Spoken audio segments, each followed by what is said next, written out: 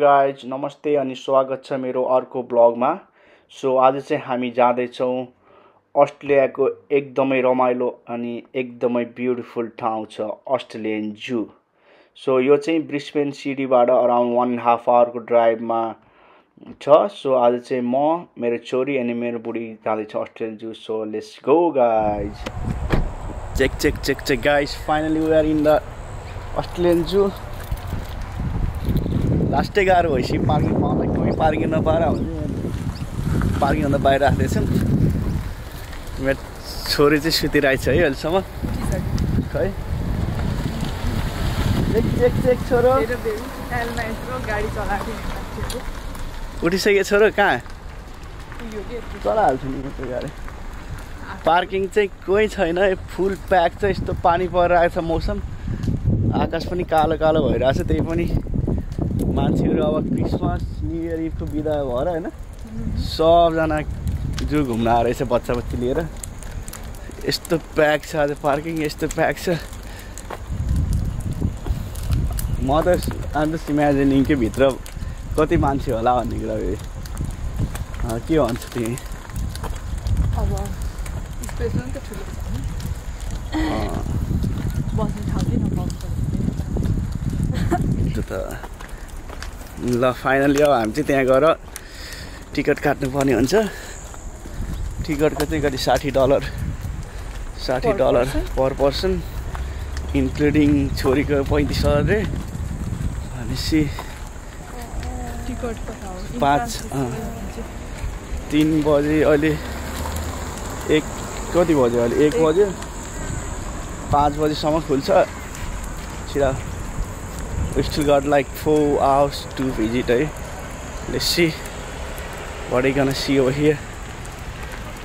I'm excited. हामी चाहिँ फर्स्टमा गयौँ अस्ट्रेलियन जू भित्र क्रोकोडाइल हेर्न।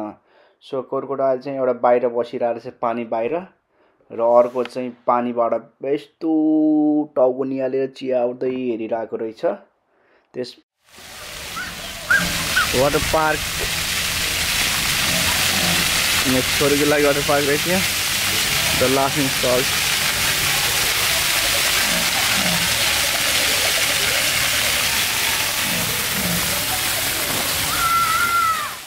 क्रोकोडाइल हेरिसके पछाडि हामी लाग्यौँ अफ्रिका सेक्सनतिर। सो अस्ट्रेलियन जूमा चाहिँ एउटा सेक्सनबाट अर्को सेक्सनमा जाँदा चाहिँ बस चढेर जानु पाइँदो रहेछ। सो हामी चाहिँ अफ्रिका सेक्सनमा चाहिँ बस चढेर अराउन्ड 15 मिनट्स जति ड्राइभमा चाहिँ हामी पुग्यौँ अफ्रिका सेक्सनमा। यहाँ चाहिँ सबै एनिमलहरू चाहिँ अफ्रिकाबाट जे पाइन्छ अफ्रिकामा सबै एनिमलहरू राखेको रहेछ है।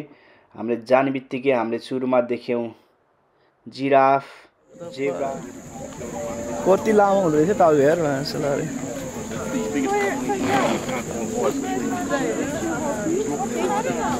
ओ माय गॉड, अति दामी।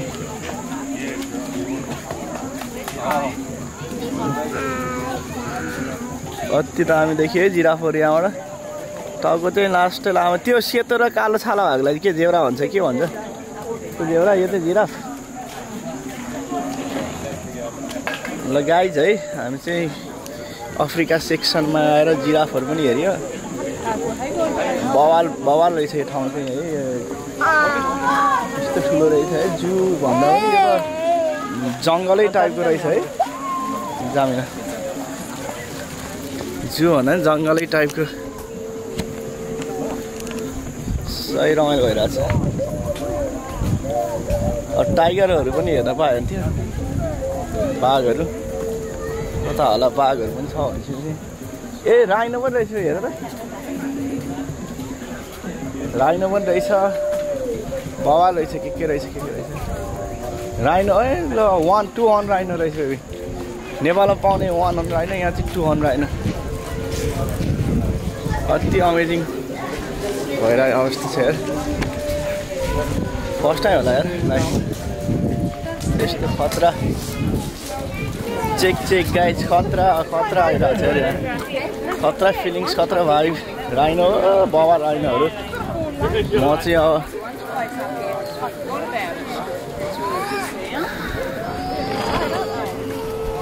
राइनो देख्न सक्नुहुन्छ है तपाईहरुले टाढा टाढा लास्टै टाढा टाढा चरिरहेछ राइनो घाँस खायो कि राइनो घाँस खान्छ बेबी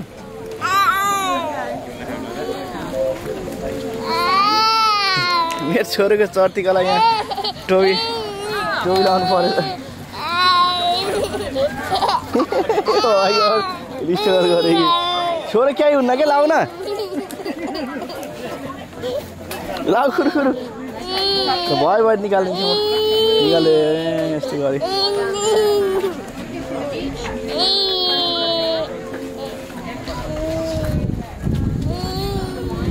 सही check guys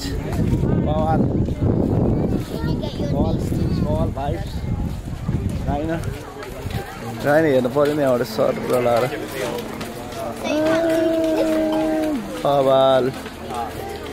बवाल देखिरहेको छ राइनो पनि ल यो चाहिँ 2 सिङ्गे राइनो रहेछ है हामीवाला पाउने त 1 सिङ्गे भन्छ यहाँ चाहिँ 2 सिङ्गे छ सही अफ्रिका सेक्सन सकिसके पछाडि चाहिँ हामी लाग्यौं बेङ्गल टाइगर अथवा बाघ हेर्नलाई यो बाघले चाहिँ भर्खर सुतेर उठेर पुरा शरीर तन्काइरहेको थियो है हेर्दै सला एकदमै डर लाग्ने टाइपको भइरहेको थियो बाघ चाहिँ सो बाघको चाहिँ हामीले एकछिनसम्म 5-10 मिनेट त्यहीँ बसेर मस्तसित बाघलाई नजिकबाट निहाल्ने मौका पायौं यहाँ चाहिँ कस्तो भन्दाखेरि सिसा भित्र चाहिँ बाघ अनि सिसा बाहिरबाट चाहिँ हामीले हेर्न मजाले पाइँदो रहेछ सिसा पनि एकदम बलियो खाले अब बुलेट प्रुफ होला सायद सिसा है बाघै भइसकेपछि त बुलेट प्रुफ सिसा नै राखे होला त्यसपछि बाघलाई एकछिन हामी 5-7 मिनेट जति मजाले 5-10 मिनेट जति मजाले हेरिसकेपछि आनन्द लिएर त्यसपछि हामी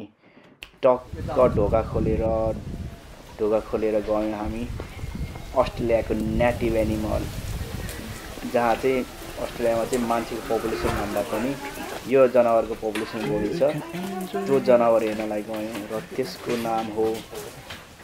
नाम मैले भन्नु पर्दैन गाइज तपाईहरु आफैले थाहा पाउनुहुन्छ सो यो ढोका खोलिसके पछाडि हामी जाँदैछौँ अब अस्ट्रेलियाको नेटिभ एनिमल हेर्न कंगारू चाहिँ एकदमै फ्रेन्डली हुँदो रहेछ यहाँ चाहिँ है एकदमै त्यो जूमा चाहिँ अब उनीहरुलाई फ्रेन्डली बनाएर राखेको हो कि उनीहरुको नेचर नै एकदम फ्रेन्डली हो है एकदमै बच्चाहरुले पनि मज्जाले उताउति सब खेलिरहेको थिए अनि त्यसमाथि मेरो छोरी पनि आनन्दले गएर कंगारूलाई यस्तो फिल गर्ने टच गर्ने गर्यो है कंगारूबाट नो रेस्पोन्स एकदमै सेफ त्यहाँ अनि जूको अरु स्टाफहरु पनि थिए उनीहरुले नै इन्करेज गरिरहेको थियो बच्चाहरुलाई ल you guys can touch him or you guys can play with him but be careful पनि भनिरहेको थियो है एकदमै मजाको एनिमल हुँदो रहेछ कंगारू हल्का अब मेरो बुढीबाट पनि केही प्रतिक्रियाहरु लियौं उसलाई कस्तो लाग्यो त आजको जू भिजिट अनि ओभरअल कस्तो भयो भन्ने कुरा चाहिँ यसो एकछिन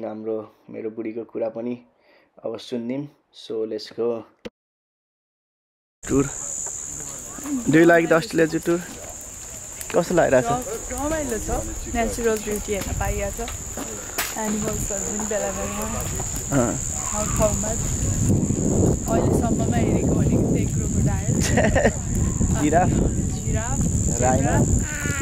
राइनो व्हाट एल्स के थियो ए त्यो मुसा जस्तो